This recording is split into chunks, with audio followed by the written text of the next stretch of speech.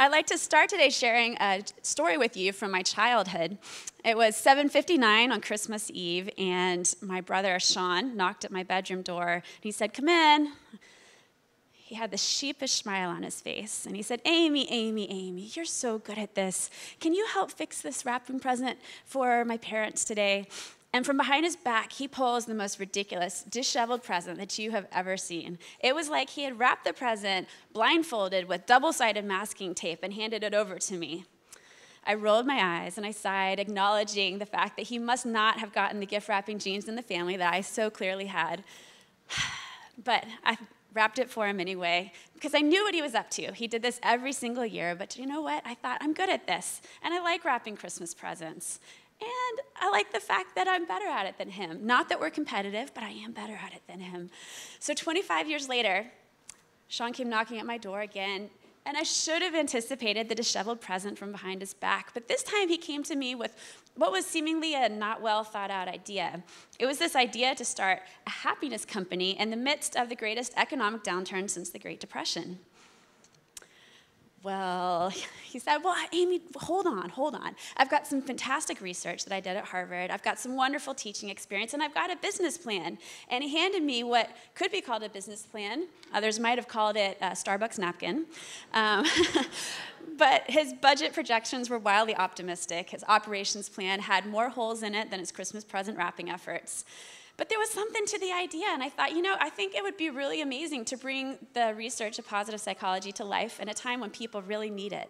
So I thought about it a little bit more, and I thought back to some of the other adventures that he and I had had together over the years, like that time that he convinced me that we should run away from home when I was 5 years old and he was 7, and he dragged me 7 miles away from home carrying nothing but a set of ankle weights in case we didn't get enough exercise, and a French dictionary in case we needed it in Waco, Texas. Or the time that he convinced me that we absolutely had to dig for diamonds in my neighbor's backyard. We were going to be rich. Except it looked suspiciously like a fire ant hill to me that was about the size of a small mountain. That was not our best idea. But of all of our plots and plans, this idea of starting a happiness company was probably one of our best ideas we had yet. So that day I remember trading in my gift wrapping skills for my newly minted MBA skills, and by the end of the day, a new company was born. Now, little did I know that this company, this fledgling company, was going to be a gift in disguise for me, an opportunity to co-create and witness a revolution in the way that we think about the science of happiness and work. But at the time, that was not exactly the way that happiness and work were perceived. Now, some of you might have heard today of my brother, Sean Acor. His TED Talk on the science of happiness is actually one of the most popular TED Talks of all time now, and he and I were actually invited to go speak at Oprah's house last March to do a segment on happiness. But when we started the company, the idea of happiness and work was not so popular. Let's see what was happening. The Dow had just plummeted to 7,000, the auto industry was facing bankruptcy, the mortgage industry had just collapsed, and the dot-com bubble had just burst. It's kind of like starting a snow cone business in the middle of a blizzard. But the first opportunity that we had to take this research to a struggling company was actually at UBS, a Swiss bank. And at UBS, they had just experienced a large set of layoffs, about half of the company. And the organization was needing a boost. So the senior managers decided to bring in a speaker on happiness. And the senior HR who was asked to introduce us was not that happy. He stood up and he said, "Well, guys, we're not getting our bonuses this year, but here's a speaker on happiness from America." That's my best Swiss accent I've got. So with that lead, we actually spent the next couple of days working at UBS with them on the research of implementing the research of positive psychology, putting the principles into action. And by the end of the week, we had so successfully restarted forward progress at UBS that they actually introduced us to a number of their partners. And then later, we were asked to come into every single major US and European bank. 7.5 years later, and over 50 countries later, we've now seen that the research and the principles of positive psychology have become the single greatest competitive advantage in the modern economy. But it didn't start that way. But little by little, changes have started to happen. A revolution is beginning to take place. And we've now been in countries that you would never expect, doing things that you would never expect. For instance, we got to speak at a women's college in Dubai. We got to go talk to farmers in Zimbabwe who are experiencing 1,000% inflation. And we talked to the children who at St. Jude's Hospital who had cancer, who were the ones comforting their parents in times of stress and uncertainty. The movement is beginning to take place, and it's so exciting. And I'm humbled to be here with you today at Rakuten because I think that you guys are also part of this revolution. As an organization that's really experienced tremendous growth in the last year, I understand about the merger and acquisition of Buy.com, and I believe that you've gotten a number of new goals set for the coming year that are really exciting. They're ambitious, but they're very real, and they're things that I think that the history of Rakuten has proved that you can get there. But I think optimism and the strategies that I want to share with you today are going to be a key part of helping you get there. So the 3 strategies I'm going to share with you today are strategies we've learned from working all over the world at Fortune 500 companies, working with Zimbabwe and Dubai and all these other countries that we've worked with now. The 3 strategies we've seen that have been so successful is number 1, that happiness is a choice. Number 2, that happiness is a habit. And number 3, that happiness spreads. Now, before I talk a little bit about how happiness is a choice, I want to show you some graphs. And I get excited, really excited about these graphs. So I discovered this new tool called Google Ingrams that you can play with at home. And Google Ingrams searches a lexicon of 5.2 million books. And what an engram is a word or a series of words that you can search for on Google. And what happens is if you search the word cell phone, from the moment that we started talking about cell phones in our lexicon, you can start to see a tremendous rise in the use of the word cell phone. The same is true with the internet. You can look, the internet has gone way up. But if you search for the word boy band NSYNC, for instance, you can see that the trend went rapidly up and then straight down. But for the purposes of my research, I looked at the word happy. And what's interesting and surprising about the word happy is that long before the dot-com bubble had started, long before the 1950s American dream, and way before the West was discovered, America was a nation that was interested in happiness. And then over the next 2 centuries, slowly you start to see a decline. Now, if you extend this data to the latest data available through Google Ingrams, you start to see a spike start to go back up in terms of happiness, which is awesome. It shows that there's a new, renewed interest in the use of the word happy, but you also see that it's only half of what it used to be back in 1800. So what's going on here? Well, I posit what's happened is that America is a nation that is emotionally malnourished, that we've become so separated from each other that we're no longer able to experience the same levels of social bonds and connection that we used to have. We actually discovered, so my senior year at Harvard, I spoke with I was actually in a seminar class with Dr. Robert Putnam, who's been called one of the most influential academics in the world today. And he wrote this book, bestseller called Bowling Alone. And in Bowling Alone, he writes about how in the 1940s and 50s that people used to bowl in bowling leagues together. And then suddenly something started to happen in society where success and work became so important that they began to bowl alone, which is sort of like taking a boring sport and making it even more boring, if that's possible. So I think we see something similar happening, that we're taking this loss of social bonds and connection, loss of social cohesion, and it impacts our own personal lives as well. We learned from University Health Services at Harvard that 80% of students experience work-debilitating depression, and 10% actually contemplate suicide. And this isn't unique to Harvard alone. This is at university and graduate school campuses all across the United States and even across the world. These statistics show to me something really important, that by prioritizing success so strongly in our community without educating about the importance of optimism, about the importance of stress and how we manage stress, and without helping people to deal with the social bonds and create new social bonds in their community, we lose our social connection, we lose the bonds that once held us together. Our formula for success is backwards. We've been so busy on this rat race to mediocrity that even the rats are falling off right and left. You see, our formula says that if you are successful, then you'll be happy.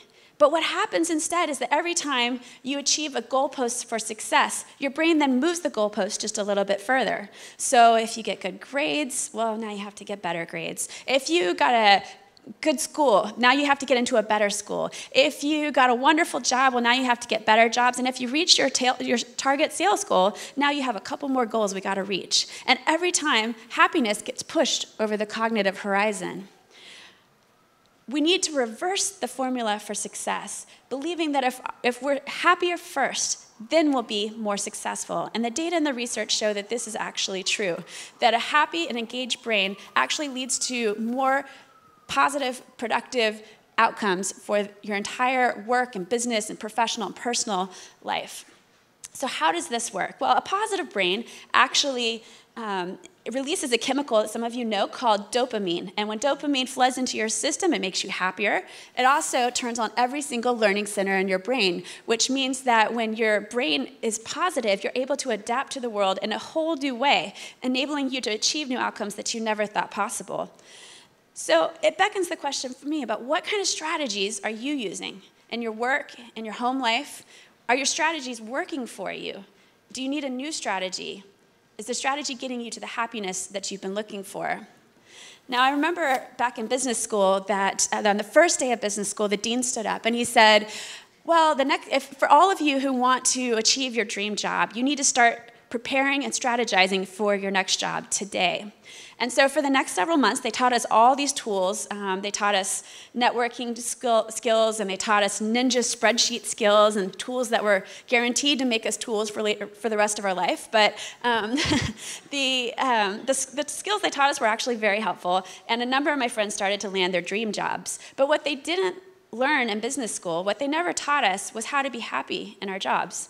A very important skill, actually. So when the economy collapsed, when funding was cut, when the recession hit, when the dream job was lost, how do we handle what we perceive as stresses in our environment? When we have a change in mindset, what we didn't know is that that mindset can actually affect the way that we perceive stress. We didn't know that challenging times in themselves were a tremendous opportunity for growth, that half of the Fortune 500 companies actually came out of the last recession. How many of you guys knew that? That was a new statistic for me, and I thought that was really interesting, that out of challenging times, we have these opportunities. If we're perceiving them differently from everybody else in the community, we can become positive outliers that allow us to rise above what everyone else is doing. Happiness is the strategy, and I think that we need to get strategic about the way that we put happiness not only into our companies, but into our own lives, so that we can take this home and really reap what I call the happiness advantage. Now, the first point I want to talk to you about is that happiness is a choice. What does that mean? Now, a lot of people start to get the wrong idea when we talk about happiness. And my brother Sean was doing a talk out in California with a software company, and as he was driving, the CEO wanted to drive him to the airport, and the whole time they're driving, the CEO's seatbelt, the dinger was going off, ding, ding, ding. And finally, the dinger just got tired of dinging. And so Sean turned to the CEO and he says, what, you don't wear a seatbelt? And he said, oh no, Sean, I've read your research. I love your book. I'm an optimist. And Sean thought, oh no, you're an idiot. But I still want to work with you. You see, that not wearing a seatbelt is what we call irrational optimism. Optimism, while it's great for many things, cannot stop a car from hitting you. What we want to focus on is rational optimism, which starts with realism, not rose-colored glasses. Rational optimism, we define rational optimism as the belief that your behavior matters. And that's really important, so I'm going to repeat it again. Optimism is the belief that your behavior matters. See, oftentimes when we think about happiness, people swing between two different camps. They either think, well, if I don't see the problems, then I don't have to fix them. Or they swing to the other side of, they see the problems, but they think that they're so pervasive that there's nothing they can do about them. So there's two kind of misconceptions that we often hear about happiness. One is that I can't be happy because of my external environment. Things that are happening around me are stopping me from being happy. Or the other one is that my genes made me happy. I just wasn't born to be a happy person. So we ask, scientifically, is happiness really a choice? And I say, yes, it is, for a couple of reasons that I'm going to show to you. But one of the reasons that we first want to talk to you is about the external world. Now, let's go back for a minute to my dream job search in business school. And at the time, we were going through this job hunt. A number of my colleagues actually started landing their dream jobs, and I was so happy for them. But I also felt a little bit conflicted because at the time, my path was a little bit different. You see, my husband was in the military at the time, and he had recently been stationed in Biloxi, Mississippi. And Biloxi was not on my top 1,000 places to visit ever. But I tried to make the best of it. So I networked like crazy, and we bought our very first home, and we started making friends with the community and neighbors. And then 3 months later, Hurricane Katrina hit. And in the span of 3 days, I lost my dog, I lost my house, and I lost my community. And anxiety started to creep into my life as my external world started to dictate the way that I saw the world, whether it was weather systems or congressional budgets that determined whether my husband was going to get deployed. I once saw a photographer named Chino Otsuka, who is, I think is phenomenal. And what she did was she photoshopped pictures of herself in, I don't know if you can see us, I'm blocking it, but she photoshopped pictures of herself and pictures of herself from childhood. And when she did so, she did with a theme of what I wish I knew back then. And what I wish I had known back then during Hurricane Katrina was the research of Sonia Lyubomirsky, who is a preeminent positive psychology researcher. She said that only 10% of the external world determines your happiness, that the other 90% is actually determined by personal expression, the way that your genes and your personal lens and the way you see the way that you view the world actually shapes your view of happiness. So when I think back to the Gulf Coast, I wonder how, if I had known that research back then, how that 10% would have affected my life and the lives of others on the Gulf Coast. How many of you feel like your lives would be changed if you knew that only 10% of your happiness had to do with the world around you, but that you had 90% chance to affect the way that you view the world and your outcomes thereafter? The other common misconception we hear about happiness is, well, aren't some people just naturally born happy? And the answer is yes. Actually, some people are naturally born happier than others. And yes, some people actually have childhoods that make it easier to choose happiness, but that does not have to be the end of the story. We now know from science, and this is an adorable picture of two identical twins, we now know that genes do not necessarily determine your outcomes. I actually had a twin come up to me after one of my talks, and she said that her and her sister both used to be incredibly negative, but now she's positive. And I said, oh, what happened? She said, well, when I was 16, I was in a horrible car accident, and the car accident made me rethink my perspective on life, and that I realized that life was meaningful and that I wanted to use it to the fullest of my capabilities. So she had then made a choice consciously that was different from her sister. And her sister still remained negative, but she was positive, which shows that our mindset can actually trump our genes, that we don't have to let that be the end of the story. I wrote a children's book, as Leanne was sharing with you, called Ripple's Effect. And a Ripple's Effect, it's the story of an adorable dolphin named Ripple who teaches a shark how to smile. And I love reading this children's book at elementary schools because as I'm reading it, you can see the children getting into the excitement of the book. And oftentimes, children will start to raise their hands saying, I'm a dolphin, I'm a dolphin, I'm a dolphin. Except this one time, this little boy in the far back row raised his hand and he said, I'm a shark, I was born mean. And it was like, he was resigned to it. I don't know if he was trying for attention or if he just realized that he was raised that way and his parents had told him or labeled him that way or the school system had perhaps labeled him that way. But what broke my heart about him was that he had already decided that his genes had determined his fate for the rest of his life. It's this tyranny of genes and environment that holds us hostage from making the personal change that we want to make in our lives. Our genes don't have to be the end of the story. You are not just your genes. There's actually a third path available to you that I want to share with you today because some of you may not actually realize that this is a choice. So there's the genes path that says I'm going to follow my genes, and the external environment path that says I'm just going to follow whatever the news says about how the world really is. And there's a third path that is personal choice and expression. This is where you get the happiness advantage, where we believe that if you choose happiness regardless of the situation, regardless of your genes, you actually have the ability to be a happier person. And this is where your success beyond your wildest imagination becomes possible. This is important because I think as Rakuten starts to take on some major goals for the next year, your goal is to become a positive outlier in the field. You want to take this research and you want to become the best e-commerce company, the one that most humanizes your customers, the one that most attracts other people to want to work for Rakuten, who want to work with Rakuten and be part of this incredible movement that you're creating. So as a positive outliers in the field, this is part of your personal choice, and it starts with you. Now, part of why I'm excited to be at Rakuten today is ever since I learned I was coming here and getting to work with a company that I think so embodies these principles, I would like to do an experiment with you. Now, none of you have to participate in any of my experiments. We no longer have consent forms after the last electric shock problem, but if you'd like to participate, what I need you to do is to partner up in pairs of 2. Okay, so I'm legally required to tell you you're not allowed to be partnered to anyone that you're married to or that you want to be married to, so some of you might need to shift around a little bit.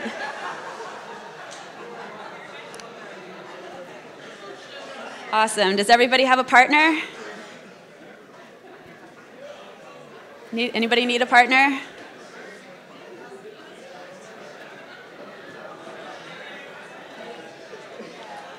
All right. So for the purpose of this experiment, the person number 1, you're going to be sitting closest to this wall. Person number 2, you're sitting closest to this wall. Some of you might already think you're number 1, but for the purpose of this experiment, person number 1's over here. Great. So if you're person number 1, raise your hand for me. Person number 2?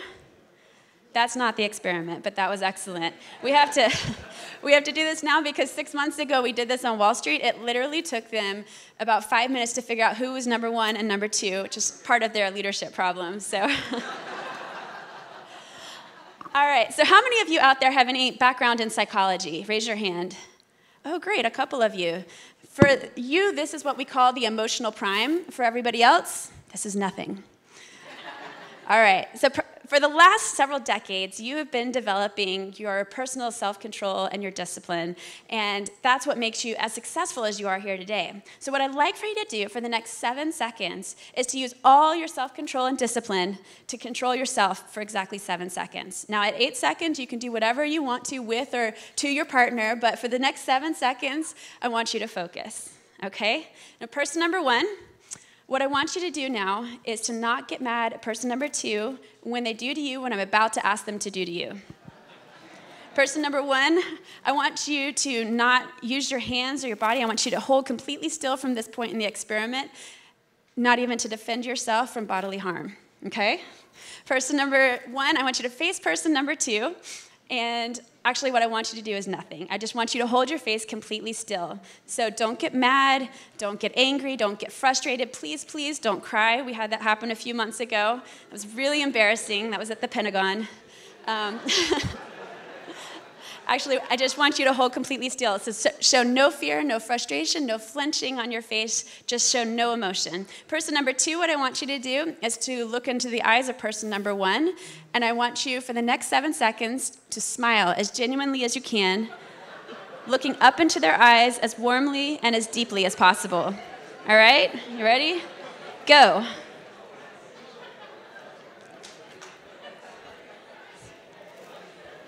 Oh my gosh, I didn't realize, person number 1, that you were going to be so bad at this. Person number 2, I didn't realize that you were the person in this relationship with all the power. I think we're going to have to do this again.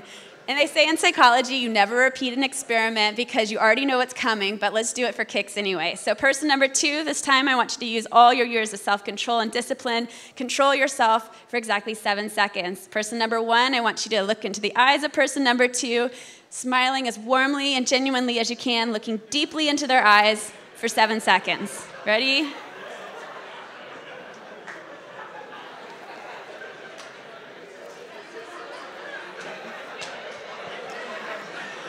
Oh, stop. Oh, man. So, failure in this experiment means that you were smiling. How many of you failed miserably at this experiment? I thought so. How many of you successfully did what I asked for you to do? A couple, 2, 3, 4 liars. Okay, excellent. We've done this experiment now in about 50 different countries, and while you did terrible, it's not that surprising. What we found is about 80 to 85% of people in any environment are unable to control themselves for 7 seconds during this experiment, which is surprising because we know that all of you who are here have actually been able to control yourselves. You have lots of self-discipline developed. That's why you're as successful as you are today, right? But for some reason, something happens that makes us unable to control ourselves when we're smiling at someone and looking at their eyes. And what this something is called mirror neurons. Mirror, like you look in the mirror, and neuron, like a tiny part of your brain. So just like you see in this adorable picture of monkeys here, when the monkey sees someone stick out their tongue, then the monkey actually sticks his tongue out as well. It's called the mirror neuron effect. So we did a research, or I didn't do this research, there was a research study done a few years ago that actually changed what it means for us to be human. They put a person into an fMRI machine who was smiling, and when they did so, their brain lit up in a number of different areas. Now they asked the person to stop smiling, which they did, put them back into the fMRI machine while the tech was smiling at them, and their brain continued to actually light up even though they were no longer smiling, which is amazing because their brain is like, I'm not smiling, but then my face can't stop, and I am. What are you doing, face? So what you see happening here is that the mirror neurons start to respond, and actually, so in the experiment, and a number of you might have seen this as well, you might have seen your partner's lips start to quiver as they tried not to smile. Did anyone see that happening? Anybody have the lip quivers? Yeah? So what's happening there is that your mirror neurons are actually fighting against your motor neurons, and your brain starts to be able to say, I'm not smiling, oh shoot, I smiled. So the same kind of thing can happen with yawning. So if you've ever spoken to a group and you see one person yawn and then you see another person start to yawn, it's not because you're boring, that can't possibly be it. It's because of what we call the fatigue response. And the fatigue response says that your brain actually gets so tired that it just gives in and follows whatever cues that your brain is sending to it. If you introduce a research confederate into a gate at an airport, then you put the research confederate into a group of 15 people. The research confederate bounces nervously up and down, checks his watch repeatedly, taps his foot anxiously. Within 2 minutes, 7 to 12 people in the 15-person group will actually start to bounce nervously, look at their watch repeatedly, and or tap their foot nervously.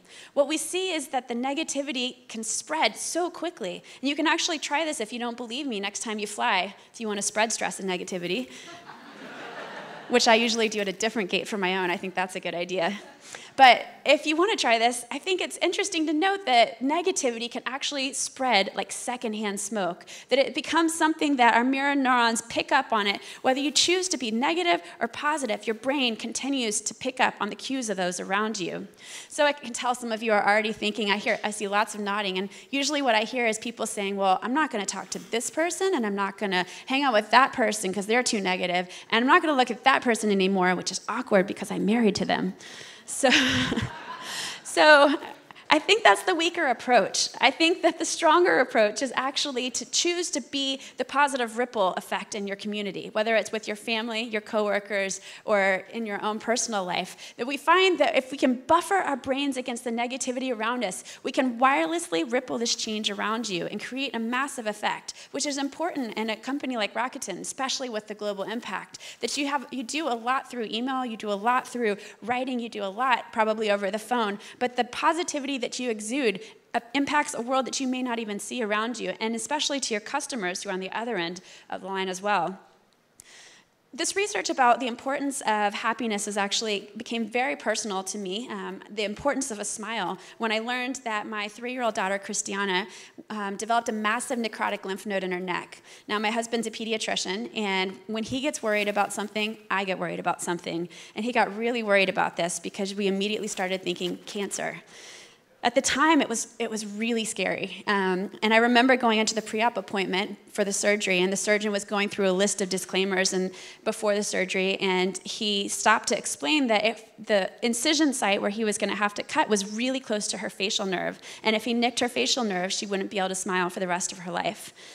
my husband and I were panicked. We were in the waiting room just waiting for the surgeon to come out. And when he did, we were so relieved to find out that the surgery had gone well and he did not nick the facial nerve. And today she has a beautiful smile that you can see here that reflects and reminds us every day what a blessing that her smile is. And this experience is part of what inspired me to spend the last year doing consulting and helping with happiness metrics at the Operation Smile offices. They do cleft palate surgeries for children all over the world for free, helping children to do something that we can do every day in our lives and that we just did in our experiment, and that is to smile.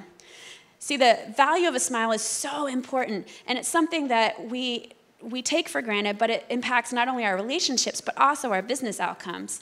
Now, at Ochsner Health Services down in Louisiana, we did some research with them post-Katrina, and they adopted what's called the 10-5 way, which is a policy that the Ritz-Carlton actually developed, and it's something that's super simple. Within 10 feet of somebody at the organization or at the hospital, the nurses, staff, and doctors were trained to say hello. And within 5 feet, within 10 feet, you're supposed to smile. And within 5 feet, you're supposed to say hello, which is really fun to mess with their spheres of influence, stepping in and out of their hello and their and their smiling radius. So we had a good time with that. But what's amazing about this is the impact on the business outcomes. And I heard that Shugi's principles are used here at Rakuten, and that's something you may not even realize the power of what those smiles that you're creating as company policy, what impact that has on everybody else around you. So at Ochsner Health Studies, when we measured this, we actually found that within 6 months of implementing this policy, the number of unique patients had increased, the number of patients referring the hospital had increased, and the doctor satisfaction levels were 10 times higher than they'd been in a decade.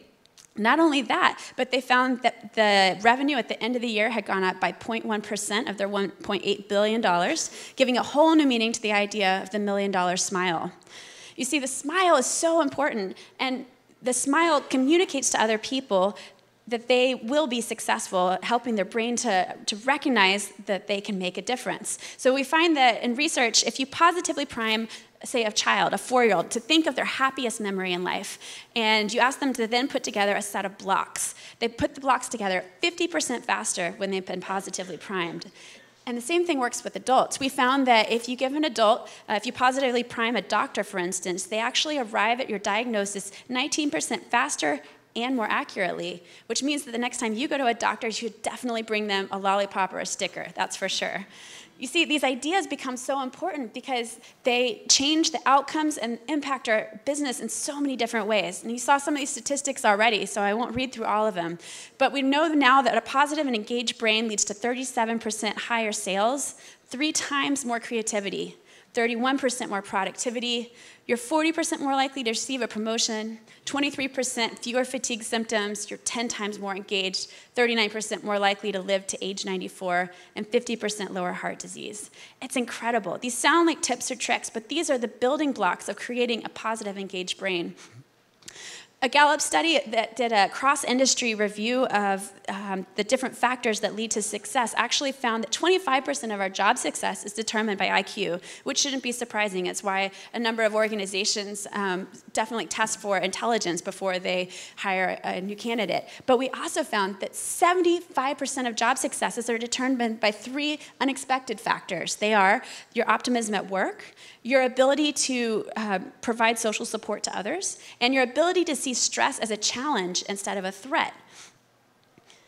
By simply changing your mindset from negative to positive, we're able to create entire constellations of change in our lives and have an ability to impact our outcomes, thereby trumping both your genes and your environment. Your lens becomes a strategic lens to create happiness in your life.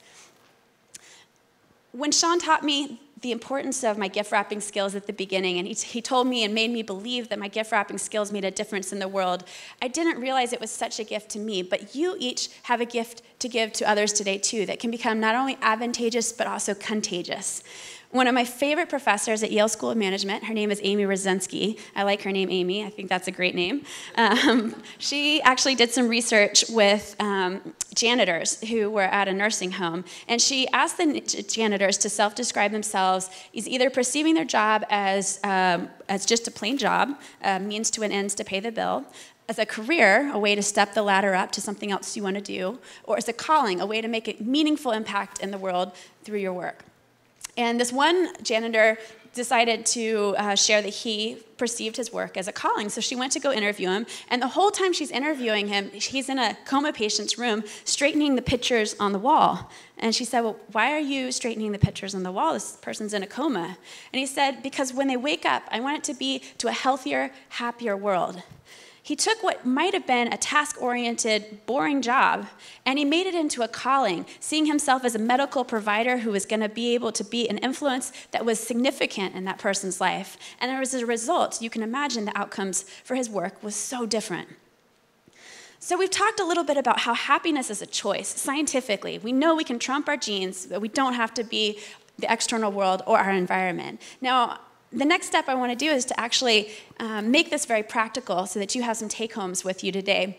And I'm a former consultant, so I like to make things as actionable as possible, and I think that makes it more likely for you to actually follow through on this. So we're going to talk a little about how happiness is a habit. Now, we know that the brain processes about 11 million bits of information each second.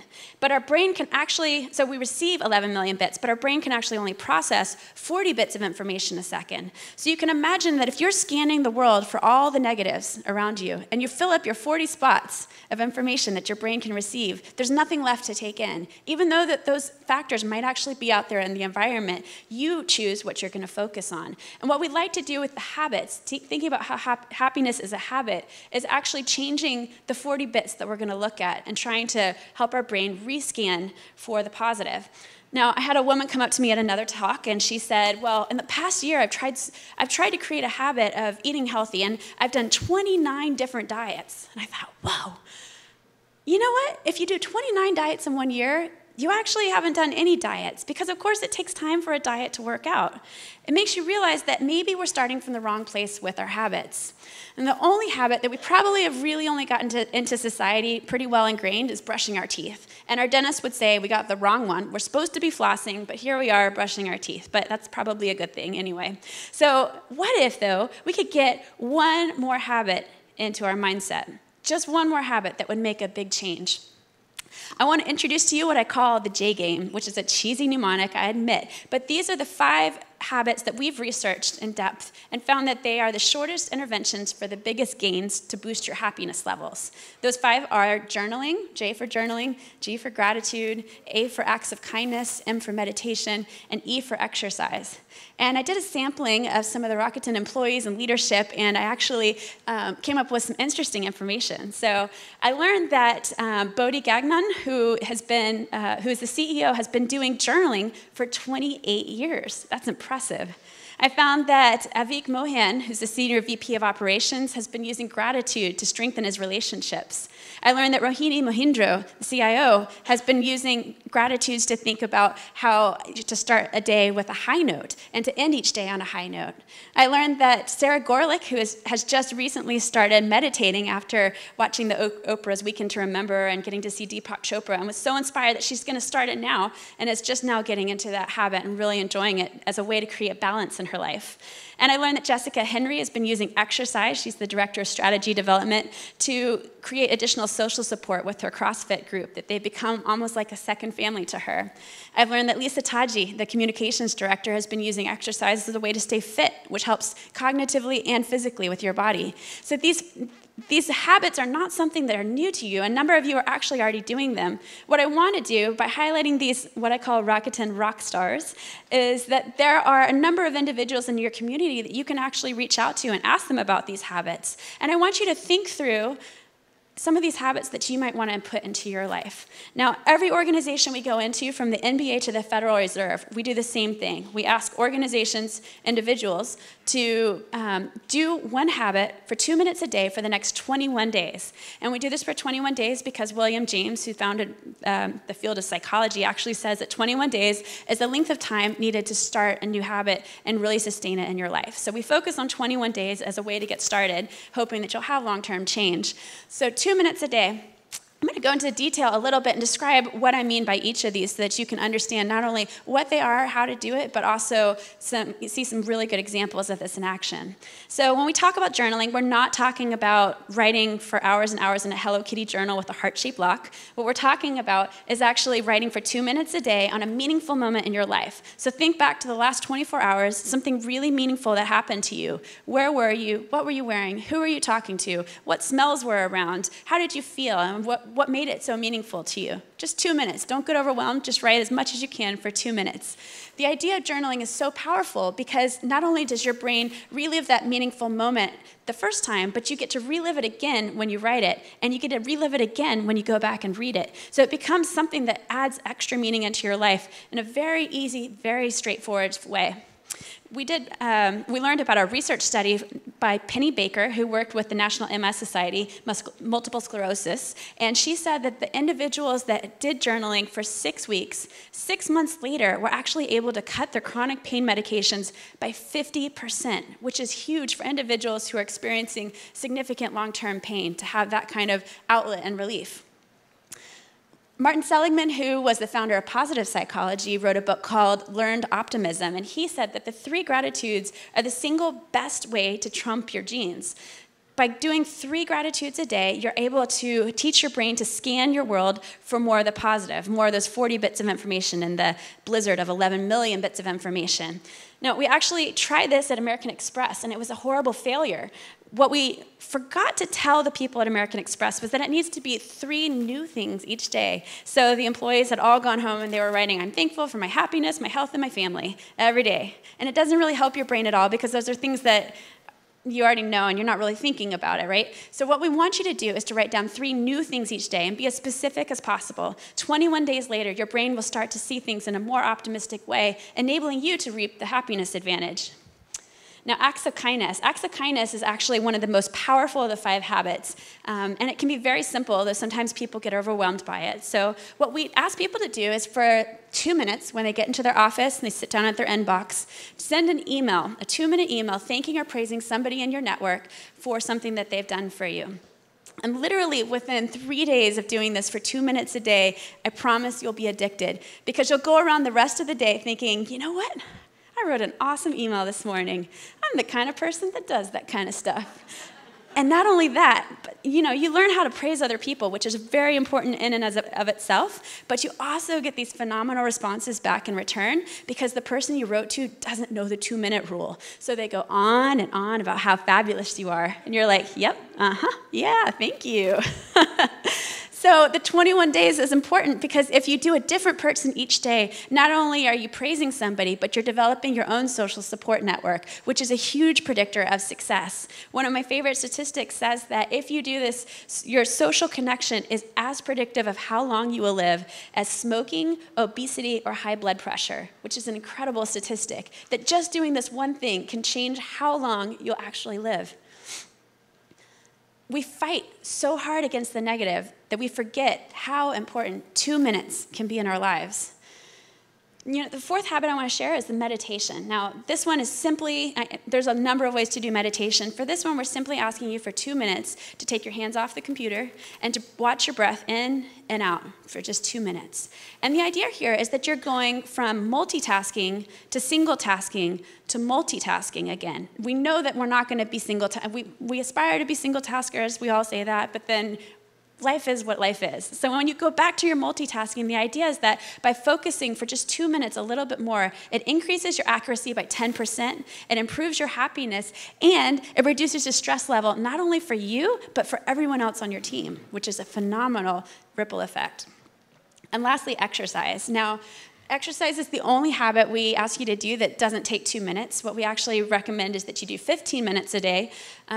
We know that it gives your brain a cognitive boost, which we've seen Jessica's attested to for us as well. But we know that exercise, actually 15 minutes a day, is actually the equivalent of taking an antidepressant for 6 months.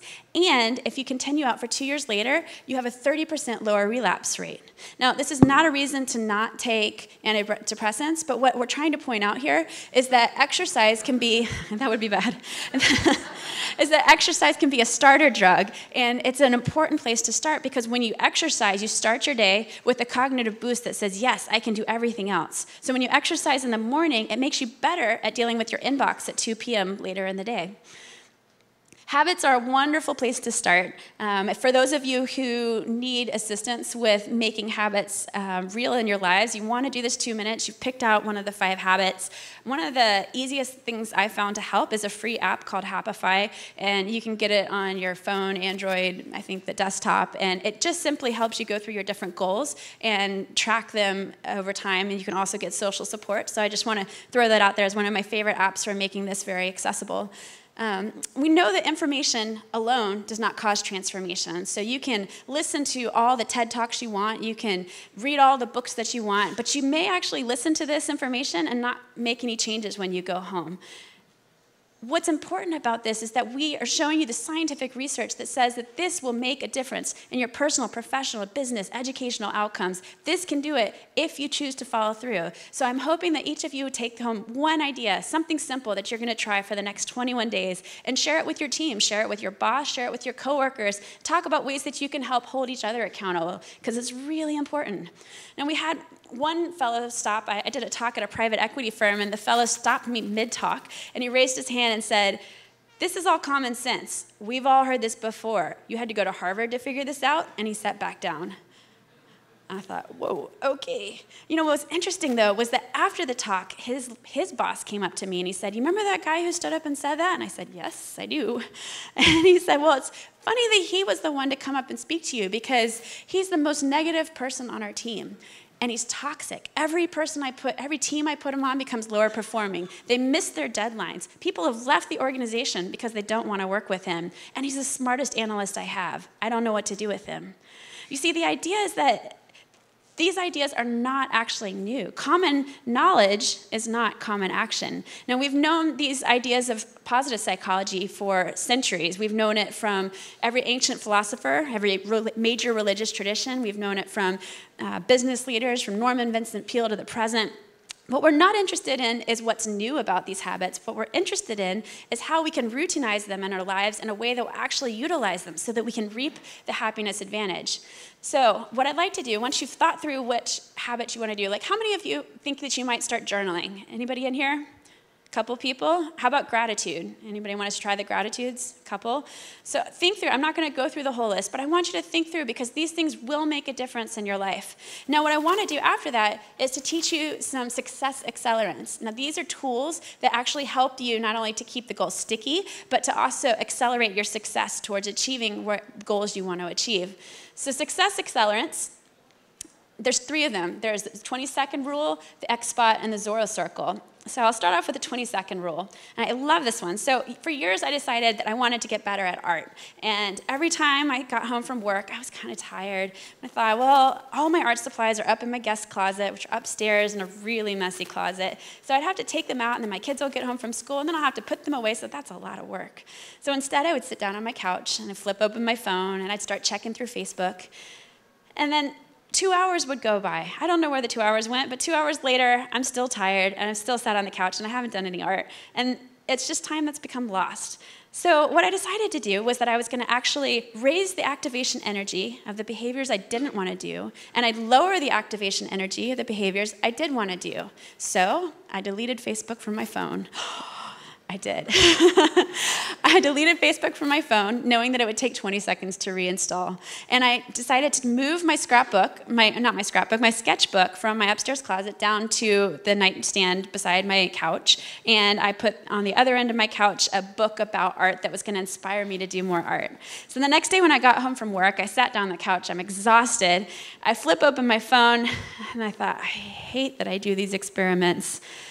One part of my brain was like, Amy, you can reinstall Facebook. It only takes 20 seconds. It's not a big deal. And the other side of my brain was like, that's going to take forever. You know what? I have a sketchbook right here. I should just pick up my pencil and draw. And so I did. And every day I got back 2 conscious hours of my day. Over 7 days, I got back 14 conscious hours, which almost like an entire waking day. So think through what you would do if you had an entire waking day back in your week. One day of doing whatever you wanted to do. Would you write a book? Would you learn a language? Would you go play with your children more? Would you work on a project that you've always wanted to work on? By making some conscious choices and tricking your brain with the 20-second rule, you're able to do these things a little bit easier than you would have before because your brain doesn't know that you're doing it to them. Another way that we use the 20-second rule is Sean actually recommends to people that they sleep in their exercise clothes for 21 days. And the idea being that usually when we wake up in the morning, we're like, should I exercise? What am I going to wear? What am I going to exercise? What part of my body? Oh, I'm so tired. But if you wear your exercise clothes to bed just for 21 days, you don't have to do it forever. When you wake up in the morning, you have your socks on your feet already, you slip them into your shoes, you've got a workout chart on the wall, and your thought is, you know what, it would take me more time to take off these clothes than it would to just go exercise. So I guess I should just go exercise. You're mentally tricking your brain into doing something that you wanted to do all the way along. Another success accelerant called the Zorro Circle.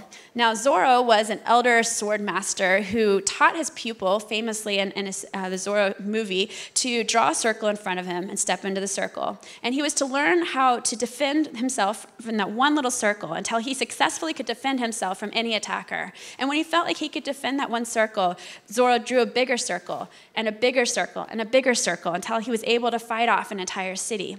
The Zorro Circle is so powerful in terms of achieving our big goals. And I think about this for Rakuten with the number of massive goals you got for the next year. I think it was Brazil that said they wanted to make their goal 5 times larger than it was last year, which is incredible.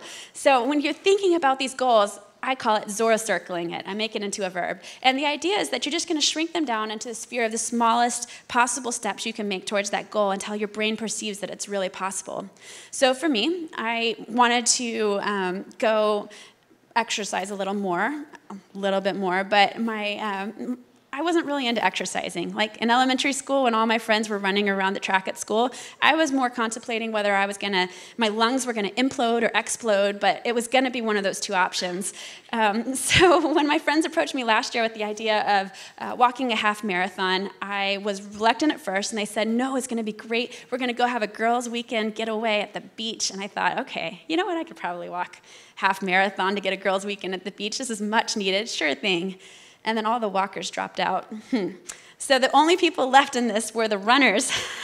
And they started running, and I didn't want to get left behind. So I realized that I needed to get onto the horse with this. And so I had a series of little steps I took that I Zorro circled my way. So first was downloading a running app. And then it was buying a pair of running shoes. It was going out for my first mile-long run. And then it was getting a running Excedra visor that donned me an actual runner. And then the most important was going running on vacation in the mountains when I was on vacation. That was a big change for me, and it became a mindset shift for me that it was something not only that I could do, but that I wanted to do. And I was able to actually successfully complete an entire half marathon running this past fall, which I was really excited about. Thank you.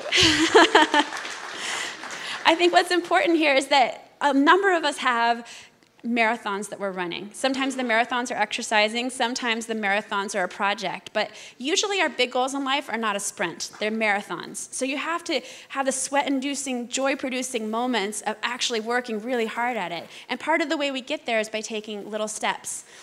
Now, we can use the Zorro Circle in a number of ways.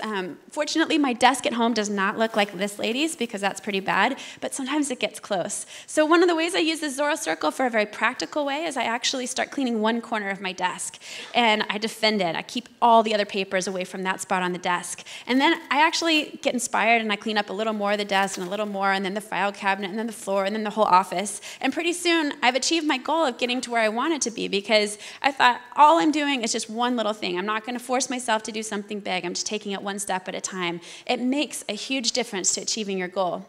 And the last success accelerant is what I call the X spot. Now, the X spot, just like X marks treasure on a treasure map, the X spot marks a place in your progress towards a goal where your brain actually perceives enough progress has been made that it speeds up and accelerates to the finish line. So you change the velocity at which you approach your goal. So they found with marathon runners that the last 0.1 mile of a 26.2 mile run, the runners speed up and actually start to run faster, even though their energy is already depleted. Or, as you see here, I don't know if you can tell, but there's a mouse in that maze. And the mice, they found, actually don't know where the end of the maze is, but they still speed up towards the end, which is incredible. So the idea with the X spot is that by accelerating our goal completion, by changing the amount of progress you perceive. So one of the ways that you can do this to trick your brain is to actually make your goals huge. So I love this picture of the rhino who's trying desperately to become a unicorn. The point is that the rhino has made his goal huge on the treadmill beside him, and he's got a goal in sight. What I do at home is I actually painted a whole wall black at home. It's like one of the first walls you walk into when you walk into my house, and I put a giant goal list, and I put my goals, and I made my entire family make goals. And every time we walk by it, we can both affirm and remind each other and hold each other accountable of the goals that we wanted to achieve. Every time someone comes into my house, they see my wall and they ask me. And what I've seen happen is that multiple friends now have started their own goal walls with their families, and you see the effect really start to ripple out to others, which is exciting. I made my goal list there very small, so you couldn't read some of the ridiculous goals on my list, but I try to keep them fun. I think it's important to make this process fun so that you're having a great time. The last topic, so we've talked about how happiness is a choice, how it's something that we can choose to make a difference scientifically. We've talked about a couple ways that we can make habits into our lives that will make this practical and actionable in your life. What we'd like to do now is talk about how happiness actually spreads. Last year we did research with Training Magazine, and we found that social scripts, or scripts within an organization that determine our behavior, that might be unspoken or unconscious, those negative social scripts actually block 58% of the expression of positivity in an organization. We also found that, sort of humorously, that 90% of people believe that they're more optimistic than the average person, which means that 40% of the pessimists actually believe that they're more optimistic than the other pessimist. So think about that one. That's a brain twister. And the last one is that 31% of people within an organization are actually already optimistic, but they're just not expressive of it. And they're not expressive for a couple reasons. One reason is that they think that they might be alone, or they might think that there's a social script that's already in place that they don't want to violate. So it's important for those 31% to realize that you can recognize that there's existing social scripts, so know where they're at, recognize that you're not alone, and activate what I call the optimal optimist. Now, those are the 31% of people who are already optimistic but not expressive. And as a manager or as a team leader, it's important to recognize that those are the lowest hanging fruit for reaping the happiness advantage in your team. Converting an extreme pessimist is a very hard job, years and years and years of work to change behavior. But if you've got somebody who's already optimistic, all you need to do is make it accessible for them to feel like it's okay to express their optimism within an organization, which enables the change to happen. Then you recognize that change begins with you. So if you have this optimistic outlook, make sure that you express it. Make sure that you bring it, because at the end of the day, you're the one who can make the change at Rakuten. You're the one who can change your team, your family, your community, your neighborhood, your schools. And I encourage you to really take that to heart, that this is something that people want to hear other optimists. People want to be happy. So figure out a way that you can make that happen in your personal life. So I'd like to summarize today by going back through that happiness is a choice. It's a choice that you can and should make, because this will make a massive difference in your life, increasing every business and educational outcome. And that happiness is a habit. It's something that we can practice and work towards. And it's something that we have special tools that call the success accelerants that you can use in your life to really make a difference. So in the 20-second rule, increasing or decreasing your activation energy. The Zora circle, where you take small goals and you break them up into manageable chunks. And the X spot, where you start to accelerate your success towards the end of a goal by making your goals big. Oh, and I forgot another great tip there too. one of my favorite things to do with that is you can actually start your day with a checklist, and you put 3 things on the checklist that you've already actually done. I love this. So you wake up, check. You brush your teeth, check. Write a checklist, check. And you've already started your day with 3 things you're done, which accelerates your success for the rest of the day, tricking your brain into thinking that you're so efficient and effective that you can do everything else you want to do. So there's some great strategies and techniques here. I love it. And we know that happiness spreads, that we have the ability to choose to spread negativity or positivity, but by spreading positivity, you have the ability to become a positive outlier, and you have the ability to create a different kind of organization that you work for.